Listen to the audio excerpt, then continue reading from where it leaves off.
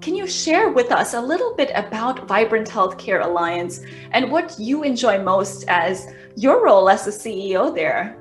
Vibrant Healthcare Alliance is a multi-service organization which houses programs and services such as a community health center, primary care services, attendant care services, which is supportive housing environment, and also health promotion and community development services. So we came about as a result of a merger between our two legacy organizations, which occurred in April 2017, and then rebranded as Vibrant. And we have been so far being able to continue to serve many vulnerable populations with complex needs across the GTA. So our priority populations include seniors, youth, people living with physical disabilities, vulnerable, marginalized residents in Toronto.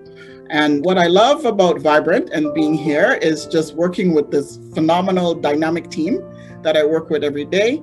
So I love the people that we serve, the people that I work with, and that really fuels my passion every day as I turn up to work at the organization. So I was focused in my studies on the built environment and looking at people who reside in urban settings and how they navigate their way through accessing social and healthcare services. So very much connected and related to what I do today, and also what I've done for most of my career, which is focused on addressing social determinants of health, focused on health equity, and focused on reducing those barriers that limit access to healthcare services, and thereby the focus on some of the most vulnerable people in our society with complex needs. So my thinking is if we could get access to services right for the vulnerable populations, then we can get it right for everybody else too. Health is not just about the absence of disease. Obviously, it's about keeping people well, living good quality of lives in their community, and ensuring that they have the best health outcomes possible. So in doing that, I would say, we focus on many things other than physical health. So obviously, we focus on mental health. We focus on food security. We focus on employment and just linking people to the right sets of services to make sure that their needs are addressed. If you could go back in time, what would you tell your 21-year-old self?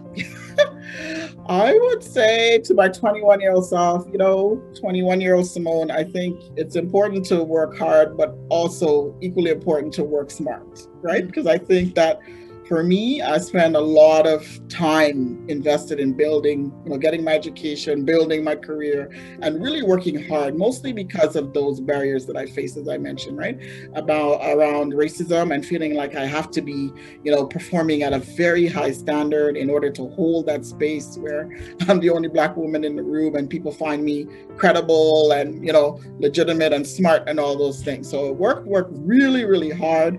And I think that, if I went back to my 21-year-old self, I would say, just drop that down, 90%. Work smart, not hard. That would be the message. And how would you work smart?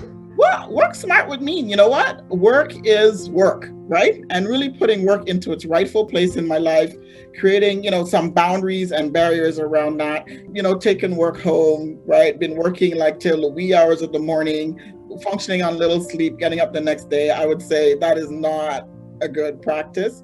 So working smart would mean, doing the things that are priority for that day, right?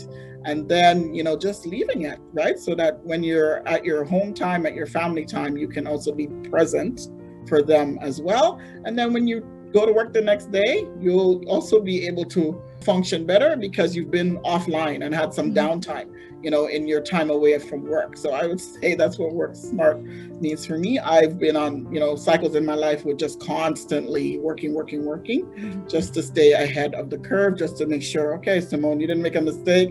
And right, just that anxiety around making a mistake and being sort of called out for not doing something well. And, it's a lot of burden to carry. So I would say if I would have figured that out early on, I would have had more time for the gym and more time and more time for travel and more time to take more vacations, So I think that would be it for me. Work smart, not hard.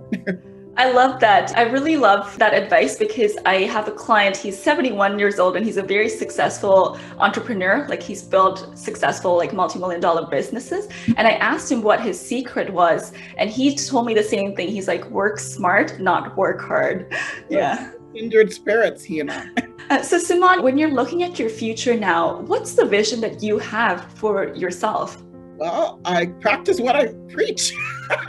Finding those ways to, really create a separation between, work and home. People say sometimes, oh, there's no such thing as work-life balance. I do believe it is. I'm very close, getting close there, getting better as I'm, kind of going forward in my career with just making that separation between work and home.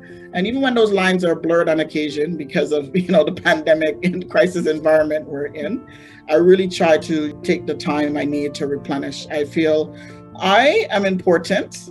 My longevity is important.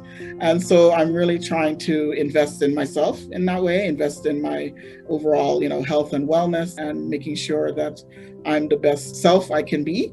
Because I do, you carry a lot when you run an organization, people are depending on you, but also the family's depending on me. So I kind of hold a lot. And so recognizing that I can't continue to do that, it's not sustainable unless I find different ways to take care of myself. So I think that's in my future, is just continuing to practice self-care as my career evolves, practicing what I preach, work smart, not hard. And I think that's where I am at this point in my professional life.